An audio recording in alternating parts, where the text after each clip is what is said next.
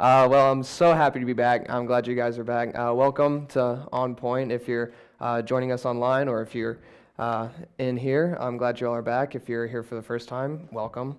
So just to kind of give a little backstory of what we've been doing the past couple of weeks, we've been in a series it's called Goals, and it's about having God-sized dreams, like God-sized goals. There's the us-sized goals, and then there's also the God-sized goals. And the difference between the two is the us-sized, while they can be good, they're very beneficial to us, they're not impossible for us to do on our own. You need God for God-sized goals. And so we've been going through the book of Nehemiah, and we've been kind of discussing how he knew that what kind of goal he had was not one that he could do on his own. So he needed God. And so that's kind of what we've been doing. So we've been talking about setting goals, regular and then God-sized. But before we get into the God-sized goals, we can talk about us-sized goal. I've kind of been a little.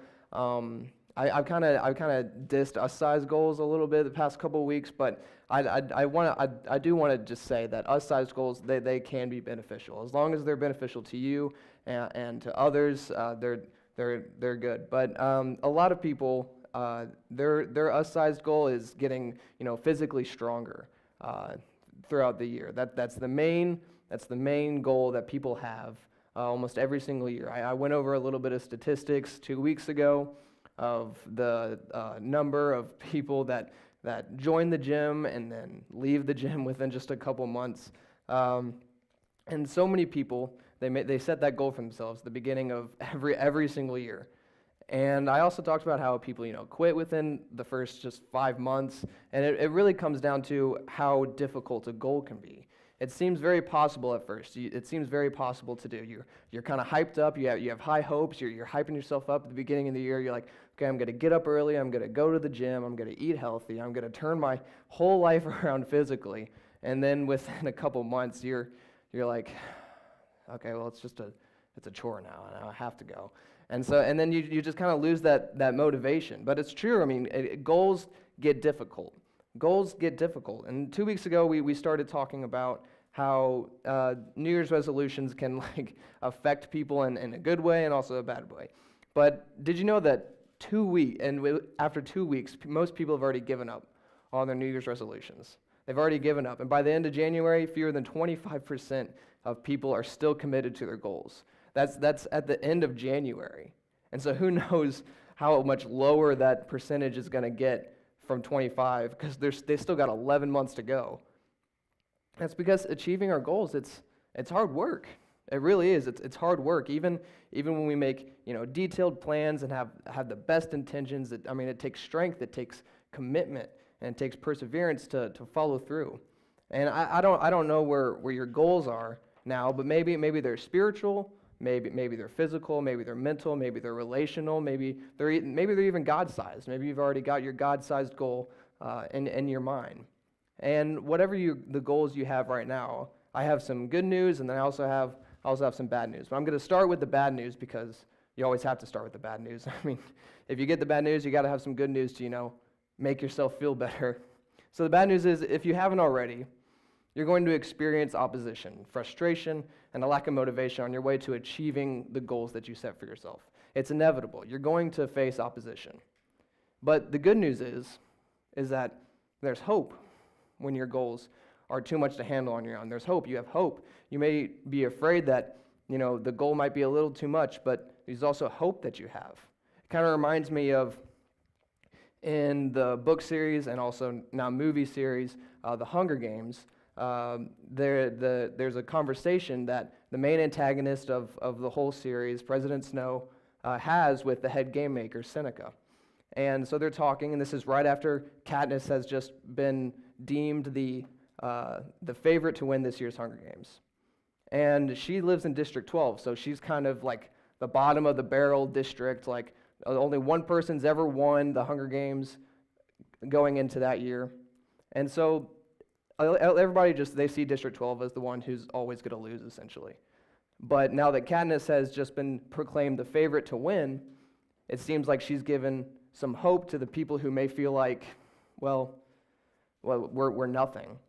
And so President Snow, although he is the main antagonist, and I mean, you hate this guy throughout the whole series, he says a line that is probably one of the most true lines that you'll ever read or see in the series. And he says, "Hope is the only thing that is stronger than fear." And it's true. If you give people that hope, they can triumph the fear that they have. And so when things get difficult and you feel weak or discouraged, I mean, how do you keep pursuing the goals and finish strong? How do you pursue your goal and then you finish strong? So let's see what the story of Nehemiah has to show us. But first we have to go through what I kind of titled last week, and that's the Nehemiah recap. And so if you weren't here last week or 2 weeks ago, I'm just kind of summarize a little bit of what we've been talking about the past couple weeks, just get you up to speed. And it all started with the city of Jerusalem, and it was the home of the Jewish people. It was God's chosen people. It's like God's chosen city, Jerusalem was. And so the city of Jerusalem was one day attacked and defeated and taken over by an enemy army. But God promised through the Jewish people suffering that they would one day return to Jerusalem. And so the Jewish people, they slowly began going back to Jerusalem and rebuilding it.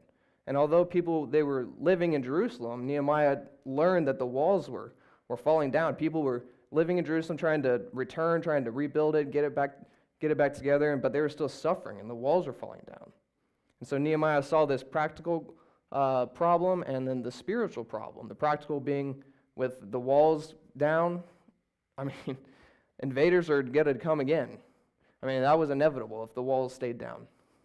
But the spiritual goal is that it was kind of dishonoring God with the walls being, without the city being protected. So Nehemiah, he saw the problem and he wanted to repair the walls to honor God and to protect his people. And so for months, Nehemiah, he prayed, he planned, he prepared.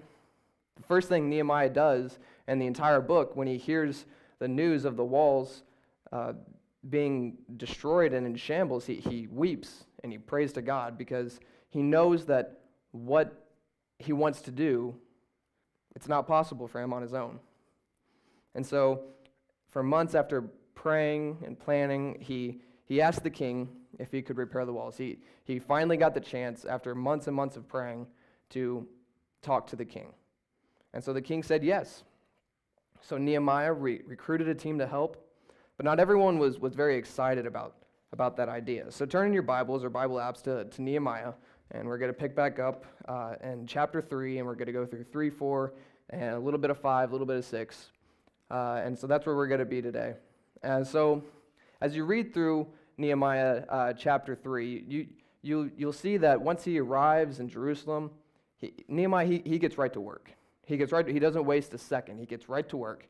And he convinces tons and tons of people living in Jerusalem to work together and to help repair the walls. And essentially all of chapter 3 is Nehemiah getting to work on the wall. It details so many different people that were involved and helped out with the reconstruction. These men even included high priests, and people from Jericho came in and helped.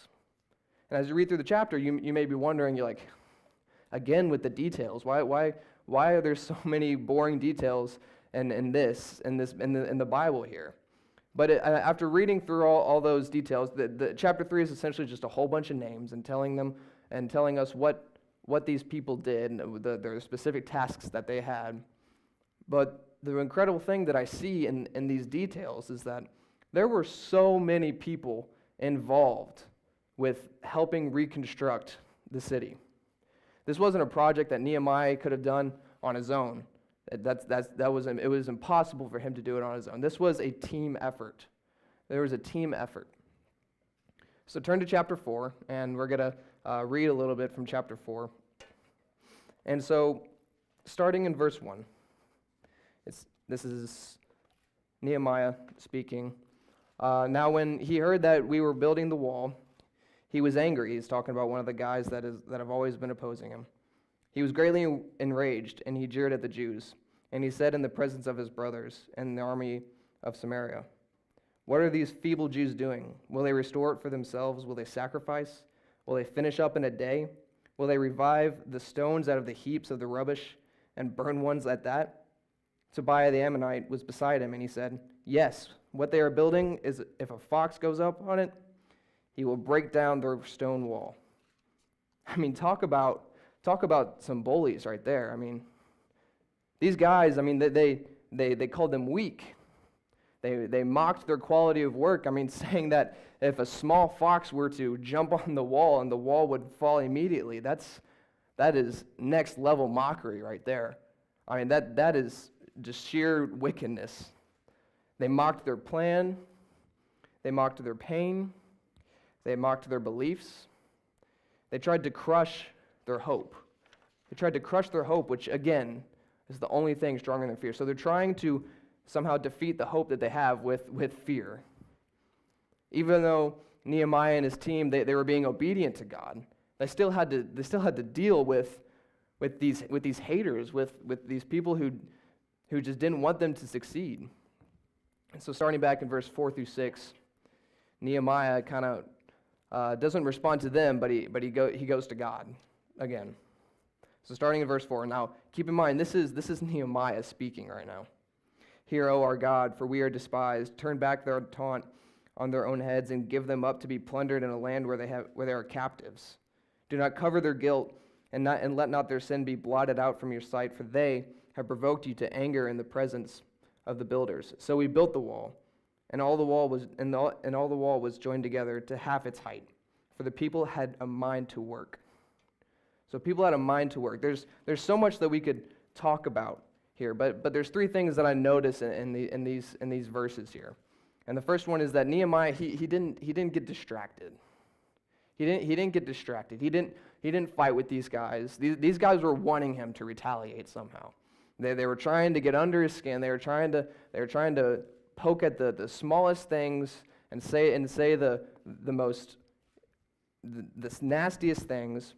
But he didn't get distracted. He didn't fight with them. He didn't add to the drama, which is what they were wanting. He didn't even respond to them. He didn't give them what they wanted. Instead of responding to him, he did the second thing that I noticed, and that is Nehemiah, he took it to God. He took it to God. He asked God to hear his prayers and make it right. Now that prayer was it was something. I mean, he was asking God so that they would be held captive somewhere, and that he wanted them to be punished. He wasn't afraid to be honest with God about how he was feeling about this. I mean, he was human just like any one of us. And so naturally, he would want some kind of punishment to befall upon these guys who are saying these horrible things, who are wanting these horrible things to happen. And so the third thing that Nehemiah did, though, was that he kept going. Nehemiah, he kept going. He and his team, they kept building no matter what those guys said.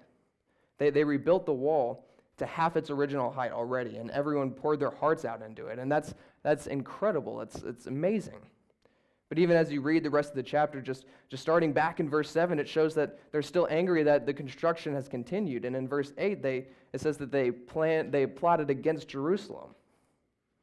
And while this caused great distress among the people, Nehemiah rallies them together. And he says in verse 14, after they're all showing great distress and they're worried that these guys are going to cause something to happen that will just ruin everything they did, Nehemiah says in verse 14, "And I looked and arose and said to the nobles and to the officials and to the rest of the people, 'Do not be afraid of them. Remember the Lord, who is great and awesome, and fight for your brothers, your sons, your daughters, your wives, and your homes.'" He rallies them together. He shows them that it doesn't matter. It doesn't matter what these guys say. We are doing this for the Lord. Remember the Lord. Remember who you're doing this for. And as the chapter finishes with the work being split into one half being labor and one half being guards, after so much opposition, the strength of Nehemiah's team was giving out. These bullies, they were relentless. The strength of Nehemiah's team was just deteriorating. They were relentless, but Nehemiah, he was committed. And he was very strategic. Nehemiah then took it to God again. You're gonna see it again a lot in parentheses a couple times here, because he just does these same things over and over again. He knows what to do. He's very strategic in that way. He'd been in constant communication with God from the very beginning. And this moment, it was no different. It was no different from when he first heard about the walls of Jerusalem. It was no different. He took it right to God. The second thing he did was that he prioritized rest. He prioritized rest. He knew he and his team needed rest. If they were going to have even a chance to keep going. So he found a way for them to work in shifts. He split it in half, and some people were going to help build this one day, or some people were going to help guard or take a rest. He split up into shifts so that people could get their rest. Another thing he did is that he chose community. Nehemiah chose community. Nehemiah's team were committed to protecting and supporting each other. For as long as their opposition lasted, no matter how long the opposition was going to last, he had his team there with him. And they were going to protect each other, no matter what. And Nehemiah, he kept going again. He just kept going. Job was a little bit more difficult than it already had been at the beginning. At the beginning, it was impossible already. So it being more difficult just added to the impossibility of this even happening. But Nehemiah, he never stopped. He never stopped. He kept moving forward. He adjusted his plan. He was getting creative in order to continue the work. I mean, I wish I could tell you that Nehemiah's opposition stopped right there, but it didn't. He faced even more obstacles in chapter 5 and chapter 6, both from his enemies and from his fellow Jewish people. And in chapter 5, it details how these homeless and poor people were oppressed. So turn in chapter 6, and I'm going to go over one verse in chapter 6. It's chapter 6, verse 9. And so in chapter 6, verse 9, at one point, Nehemiah, he received a series of terrifying letters and death threats. These men, they did not want Nehemiah to succeed. So they were throwing everything at him that they possibly could to try and stop him. But this is how Nehemiah reacts. In verse 9, he says, "For they all wanted to frighten us, thinking their hands will drop from their work, and it will not be done. But now, O God, strengthen my hands." He says, strengthen my hands. He could have asked for anything in that particular situation, but he simply just asked for strength to finish his work. He knew the goal that he set out to do, and he wasn't going to let anything stop him. Nothing. So everyone goes through opposition when it comes to a goal that you have. But when you look at stories like Nehemiah and you see how he just prays to God to strengthen his hands so that he could finish his work, that can inspire you to persevere through any opposition that you have and know that God, He's in your corner. He's coaching you. He's guiding you to get you through that opposition. So we're actually going to step away from Nehemiah for the rest of the day. We're going to finish it next week. But I'm going to take you to 2 Timothy. We're going to go to hundreds and hundreds of years later, all the way to the New Testament, towards the back end of the New Testament, 2 Timothy 1, verse 7. And so hundreds and hundreds of years later, after Nehemiah lived, there was another man with a God-sized goal. And that goal was to spread the good news of Jesus throughout the whole world. And that man's name was Paul. And he was one of the leaders of the early church. If it was not for Paul being one of the leaders of the early church, we probably wouldn't be sitting in here at all. He was one of the very first leaders of the early church. And at some point during his ministry, he wrote a letter to a young man named Timothy, who Paul kind of was mentoring and encouraging. And here's what he says in 2 Timothy chapter 1, verse 7. "For God gave us a spirit not of fear, but of power and love and self-control." And so he gives us these three things. He gives us the Spirit, but also power and self-control. Paul knows that anybody can face opposition, so he tells us that he shows us again that we have the Spirit of God living in us, and we also have the power of that and also self-control along with it. We all know what it's like to to face obstacles. And it's never more true when we're chasing God-sized goals. Although God never promises the process will be easy, here's what we are promised. We're promised that we don't need to be afraid. We do not need to be afraid. As it said, God is in your corner. He's there with you. He's never going to leave you. God's Spirit, he will be with us. He'll give us strength, and along with strength, Paul mentioned love and self-discipline. When God gives us God-sized goals, the challenges and opposition we face can actually be a gift. It can be a gift. You can use that as motivation to help you want to do it even more. The resistance, it helps us. It strengthens our faith muscles. And it also helps us to grow in love and develop grit. Just like Nehemiah planned to experience opposition, we should expect to face difficulties when we're pursuing our God-sized goals, because those difficulties are inevitable. It's never going to be easy. I wish it could be easy. I was having conversations a few weeks ago about how I wish that it was just as easy to get physically stronger than it was to eat a bowl of ice cream at 2 a.m. in the morning. But it's not. You have to work to achieve the goals that you plan. But here's the good news that I promised. And the good news is just kind of the big idea for this message today. And that is, no matter what the world will throw at you, God gives us strength to pursue God-sized goals. He gives us strength to pursue God-sized goals. Sometimes it seems like our challenges become the most difficult just before we cross the finish line. Like we could be so close to getting there, and then something that's even worse than the difficulties we've already overcome, something else even bigger gets in the way. And that was certainly true for a man named Derek Redmond. He was a runner who competed in the 1992 Olympics. Derek, he planned, he prepared, and he trained hard.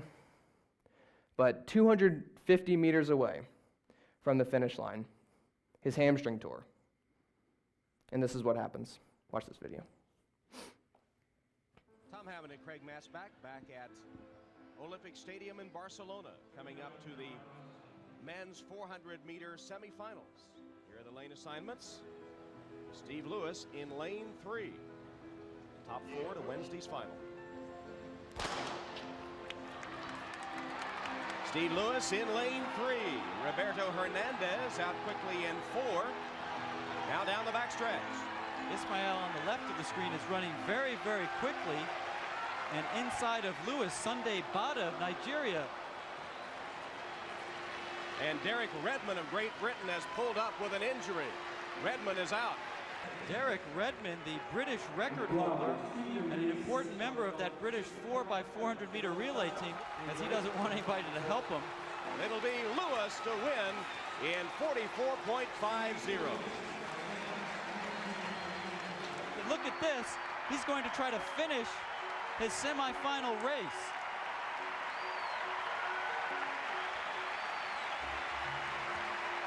The British have a certain tradition of running, which you have to respect.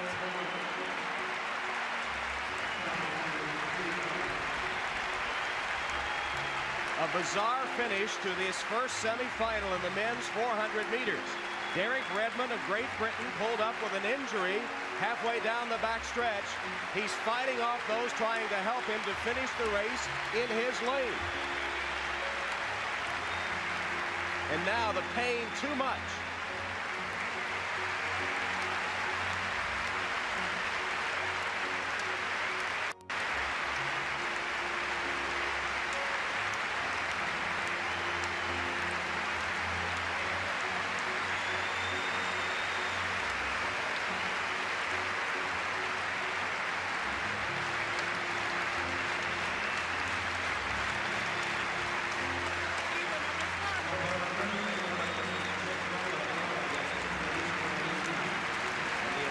Swelling throughout Olympic Stadium as Redmond, with assistance this time, approaches the finish line he had wanted so desperately to reach.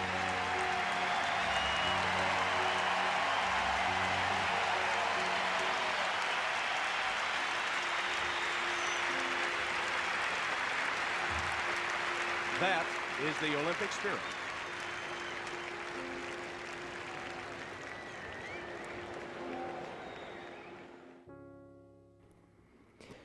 Yeah, well, not 2020. But isn't that awesome? I love that. I love that. At some point, we're going to face opposition, and that threatens to keep us from achieving our goals. Opposition can feel overwhelming, especially if you're alone. But when you're following Jesus and chasing a God-sized goal, you're never alone. God is with you. God, he gives you strength. God will even carry you when you can't keep going on your own, just like Derek's father did.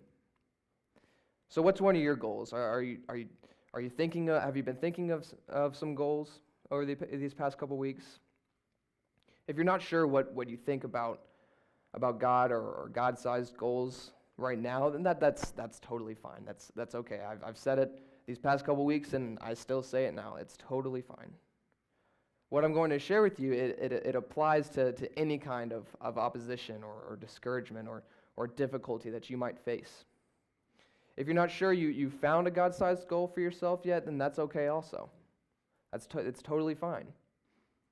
And your God-sized goal, it doesn't have to be, rebuilding a giant wall or changing the world. It can be something as simple or even as powerful as making a difference for Jesus in your school or in your family or in your circle of close friends, because you could have friends or family or people that you know at school that are maybe falling away from their faith or having doubts about their faith or don't even believe at all.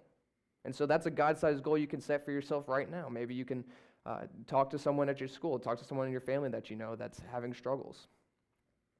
If you think you might have a God-sized goal in your heart, then that's awesome. Maybe you've had something that you've been thinking about for years, maybe, or maybe this past year, or just recently.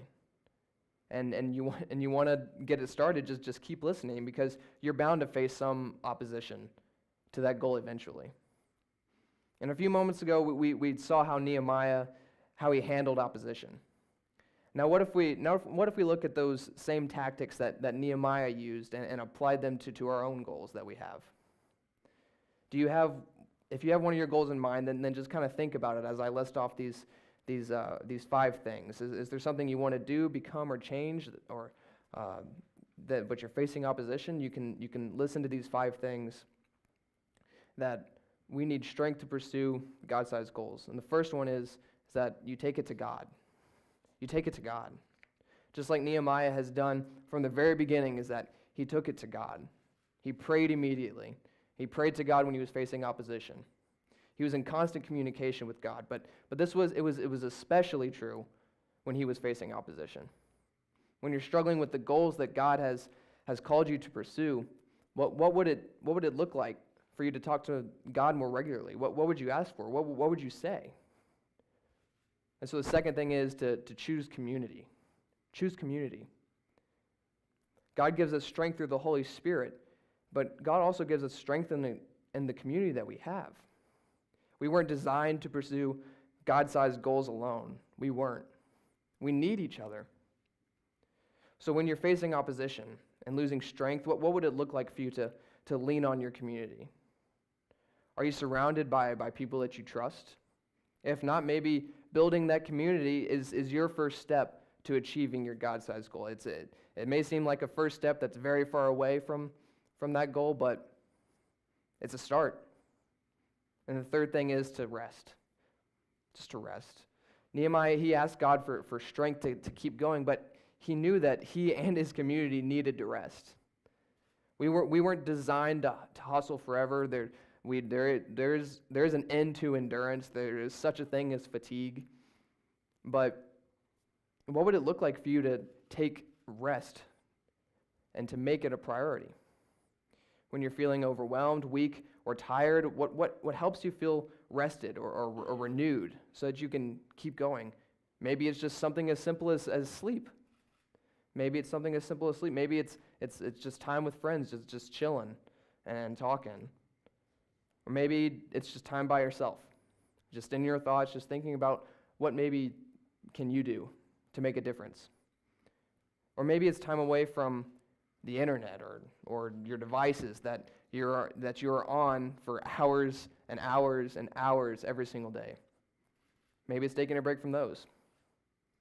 The fourth thing is don't get distracted, speaking of distractions.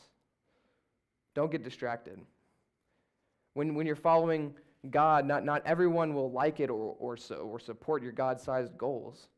And that's okay, because your job, it's not to please everyone as much as you want to, as much as you'd love to, pull them over to your side and say, hey, maybe you can see things from what I'm trying to do here. Maybe I can convince you. I mean, you're not going to please. I'm a huge people pleaser. I try to make everyone pleased. I try to make sure everyone gets what they want. But all you need to worry about it's pleasing God and staying close to the people who want what's best for you, who are encouraging you through this goal that you have set yourself. So what would this look like for you?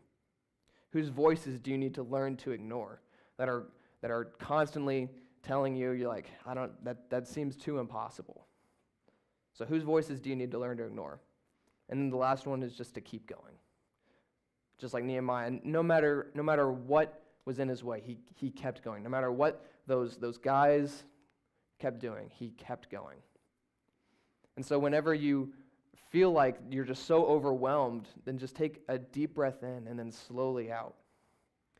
Because if you can feel that breath, it means that you're still here and you're still living, and you have another chance to keep going. Opposition, it will come. Things will get difficult. It's inevitable. That's going to happen. But if you know Jesus, you've got the Spirit of God inside of you, filling you with strength and with power and with love and self-discipline, just like what Paul said to Timothy. With God, you can keep going. You can keep going with God. And with God, all things are possible. So what's one goal that you're working on right now that requires God's strength? Now, do you believe it? Like really, really believe it? Or do you not? Because it's a pretty big thing if you really believe in something. God can help you reach that goal. If your goal honors God or was given to you by God, then yes, 100%. 100%, God can help you reach that goal. God can help you see it through, no matter what comes. No matter what comes, God will help you see it through. Take it from Nehemiah and Paul and Timothy. God gives us strength to pursue God-sized goals. Let's pray. God, again, I can't thank you enough for giving us stories like Nehemiah that show us that no matter what oppositions we face, you're going to be there. You're going to help us. And thank you for giving us Nehemiah's perseverance that he had to keep going, to keep moving forward, and knowing the path that he had ahead of him, and he wasn't going to let anything get in his way. God, thank you for sending us your Son to die for us so that we could be with you someday. In Jesus' name we pray. Amen.